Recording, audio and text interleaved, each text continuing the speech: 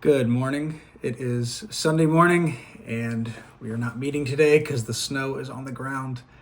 Yeah, it's pretty snowy outside, but really hate that we had to miss today again because we had to miss last week too. But I had some thoughts for you. I thought it'd be interesting to let you know about a couple of things I've been thinking about, or just I think about a couple missionaries often. And so I just wanted to let you know about some what I'd call thought-provoking missionaries, or at least missionaries that I think are pretty thought-provoking. One you've probably heard me talk about before, but there's a missionary named his name was John Allen Chau, and he went to North Sentinel Island and got killed for his efforts. The tribes people there, they killed him for trying to connect with them. That's an interesting, intriguing missionary because I really don't know of any other missionary groups that try to go evangelize that island because for one, it's dangerous, as he proved, but also it's illegal, and I kind of wonder if how many mission groups are going to try to do what he did for the reason that they could be killed, but also I wonder if this is even more of a stopping issue, is that it would be illegal and those missions groups would be put in jail. It's kind of interesting to me. It's an intriguing story. If you've never read about him or that story, I'd encourage you to read about it. It's pretty intriguing.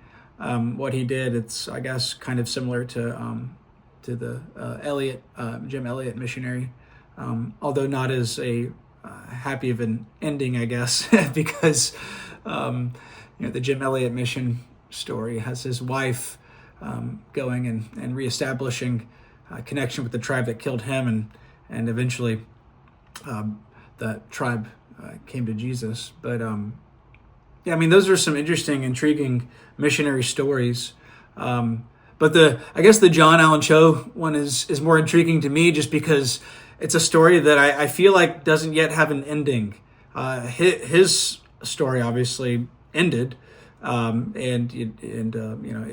this earth.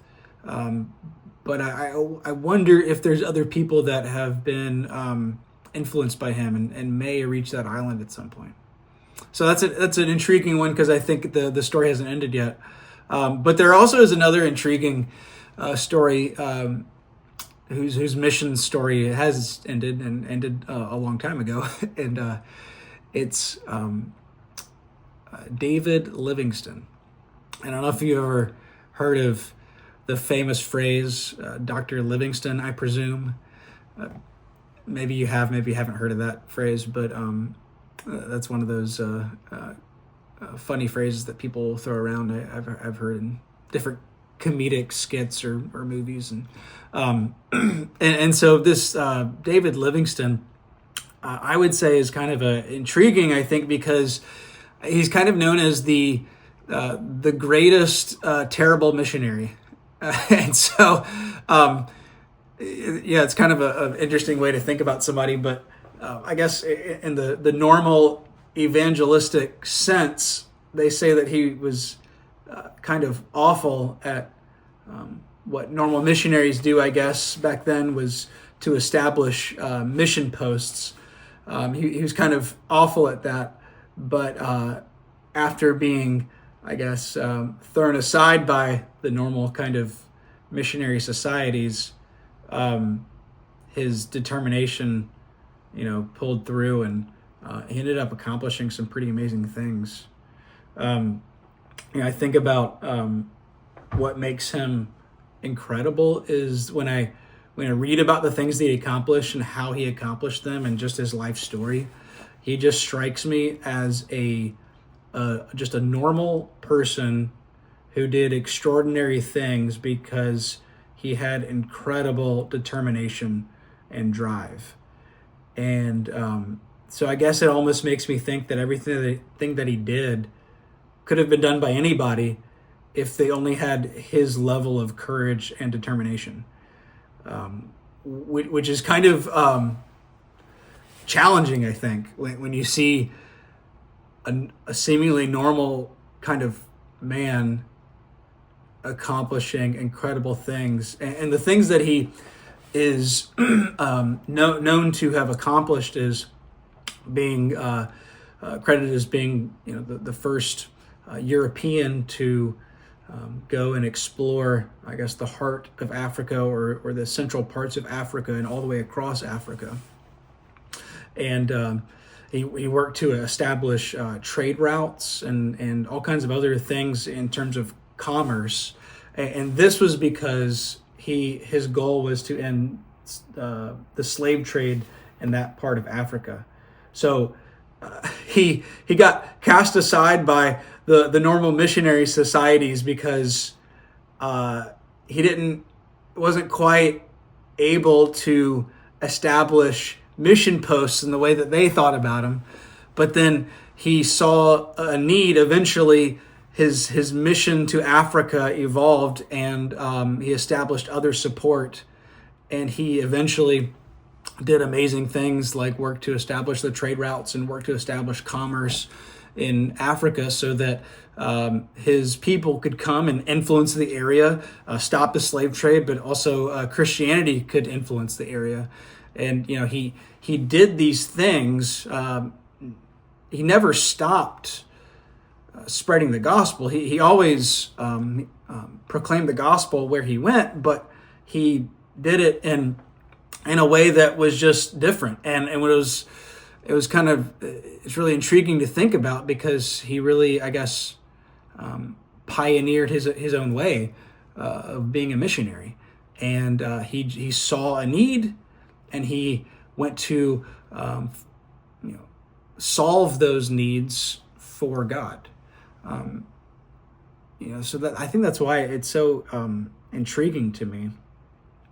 When I think about his early life, this is one of the reasons that he's really thought of as just a normal person, because he grew up, more in the poor end, and he had this determination ever since he was a little kid, because he went to school and worked, as a child back in England in those days. Children worked, and he worked in a milling factory, and he and while he was working on those machines, he would set up a book and he would read throughout the day. And I think he worked, like they said, 12 hours a day. And so he would read while he was doing that, and then he would also attend school classes after work. Pretty incredible. And then eventually because he worked so hard and he developed such a great vocabulary and a wealth of knowledge, he eventually was able to work his way into going to school, pursuing medical studies and also theological studies. And so he eventually accomplished those things. And that's when the Missionary Society, sent him out to Africa to be a medical kind of missionary. And that's where he, like I said, eventually kind of almost failed in a way in that classic missionary sense. But then, like I said, he saw needs, and eventually, even though he was dropped by missionary societies, he eventually was able to evolve into being basically a Christian explorer, or an explorer who was Christian, an explorer who had goals and passions because of his Christian faith. And he worked to accomplish those goals and passions, which was to establish, like I said, relationships across Africa, establish commerce across Africa, establish trade routes, and to ultimately to end slavery in that area. And not only just to end slavery, but to build God's kingdom over there. So it's a really intriguing story to think about. When he died in Africa, they say that they buried his heart. They literally buried his heart in Africa. He had so many friends over there. He made some enemies though too, because he was fighting against slavery over there. But he made a lot of good friends, and they loved him so much they literally buried his heart in Africa, and then they sent his body. They had to kind of secretly send his body back to England. I was reading because, like I said, some of those enemies that really didn't like him, but his friends, worked hard to make sure that his body was able to be sent back to England. But yeah, they said that his body will go back to England, but his heart will stay in Africa, because that's where I guess God put his passion to reach those people. When I think about his story, again, I think it's intriguing because I feel like it's a story that is meant to challenge all of us. Just the way that he accomplished everything he did in life, like I said, it was almost like anybody could have done that if they had his courage and determination. And so I think about, what are the things that God is calling us to accomplish? And are we willing to meet those with courage and determination? Now, if you go and learn about David Livingstone, you're going to probably find things that you disagree with, some things that he did, and that's fine. And we all have, things that we'd rather not have done, or that, or we just disagree with one another in the way that we lived our life. But the general direction of his life was that he met God's calling with courage and determination, seemingly from when he was from age 10 to when he died. And I just find that very incredible, because I think that this is something that we can all look to. I think that we can all seek to see where there are needs, like he did, and go and meet those needs and solve those needs. And I wrote down right here, I said, the thing that Livingstone did is that he worked where he had passion and saw needs, and he creatively solved problems while proclaiming the gospel as he went. And the way that I've heard, people describe the Great Commission recently is not only go, but also as you are going, make disciples. And Livingstone went to Africa, and he made his life there. But then when he transferred from that sort of classic style mission work, he developed that explorer mentality, but he still proclaimed the gospel as he went. So he was still a missionary. And I think about any of us, though we're almost none of us are the classic missionaries, but we're all called to be on mission for God. And so we can all proclaim the gospel as we go, and we can all see the things that God has put before us, see the needs that God has put in our God has put before us, see the needs of people, see whatever needs we see, and we can seek to solve those things creatively, in godly ways, and we can do it while proclaiming the gospel. So whether that's a mom that is trying to raise her children to be godly, and those are the needs that God has put before her, well, she can do that, and she can do that in godly ways with courage and determination, and she can proclaim the gospel as she's doing that.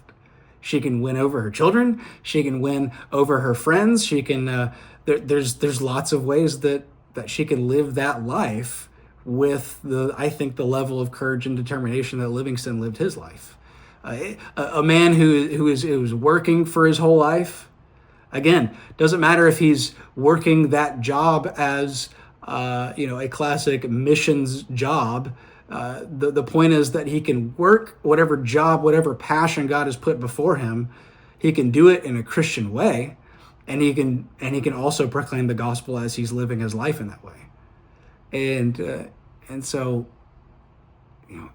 Livingstone, I think, is this incredible figure that is almost like an incredible everyman figure, every disciple figure, and so I think he's a good person for us to think about and learn about him. And if you disagree with some things that he did in his life, great, you can learn. But I think we can learn a lot from him, and most importantly, the courage and determination. And if you do end up learning about him, you can go on to YouTube and you can find all kinds of documentaries about him. But this is one of the books that I have of him. Really cool book, actually, from 1912, I think. And there's just really incredible things. Yeah, 1912. There's incredible stories that he had in life, feats of heroism, death-defying stories. You see right here, he's fighting a lion, and this is a famous photo or famous drawing because while he was in Africa, he literally fought a lion, and he had shoulder problems for the rest of his life because he literally got mauled by a lion. Incredible man. And so I enjoyed this book. It's an old book, and it's got really interesting ways of the Basil Matthews had a really interesting way of writing. I like this book a lot. But go learn about him if you want to, and but be encouraged that I think God has a lot in store for each of us, and I think that we can all serve God with incredible courage and determination. And though we may not set up trade routes across Africa or end slavery in Africa, in parts of Africa, we can do incredible things where God has put us. And so that's what I love about his story. So hopefully you enjoyed that. Maybe you find him intriguing, maybe not, but go look him up if you'd like to. But love to chat with you if you do end up looking him up. I'd love to hear your thoughts about him, and so also hope to see you next week. And again, sorry we can't meet today, but I guess hope to see you on Wednesday as well. Hope to see you on Wednesday, and hope to see you on Sunday as well next week. So have a great Sunday. Be safe. It's very cold out there. Let us know if you need any help. And we'll try to make sure that everybody's okay during these very cold days. So have a wonderful, snowy Sunday.